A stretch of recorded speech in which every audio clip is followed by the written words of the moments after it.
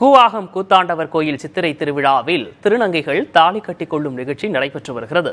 இது குறித்த கூடுதல் விவரங்களை செய்தியாளர் ஆறுமுகத்திடம் கேட்கலாம். ஆறுமுகம், இந்த நிகழ்வின் சிறப்புகள் என்ன, விரிவா சொல்லலாம்? வணக்கம் விக்னேஷ்.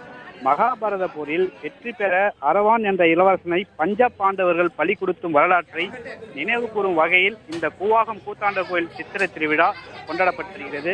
அந்த வகையில் இந்த ஆண்டிற்கான சித்திரை திருவிழா கடந்த 9ஆம் தேதி கொடியேற்றத்துடன் தொடங்கியது. விழாவின் முக்கிய நிகழ்வுகளில் ஒன்றான தாலி கட்டிக் கொள்ளும் நிகழ்வு தற்போது நடைபெற்று வருகிறது. இதில் இந்தியாவில் உள்ள பல்வேறு மாநிலங்களிலிருந்து வந்திருந்த திருநங்கைகள் வளையல், புது உடை அணிந்து தங்களை மணப்பெண் கோலத்தில் அலங்கரித்து அரவணை கணவனாக ஏற்றுக்கொண்டு பூசாரி கையால் தாலி கட்டி கொண்டனர். அதன் பிறகு இரவு முழுவதும் இவர்கள் கும்மி அடித்து ஆடி பாடி மகிழ்வார்கள். இதனைத் தொடர்ந்து நாளை காலை தேரோட்டம் நடைபெறும்.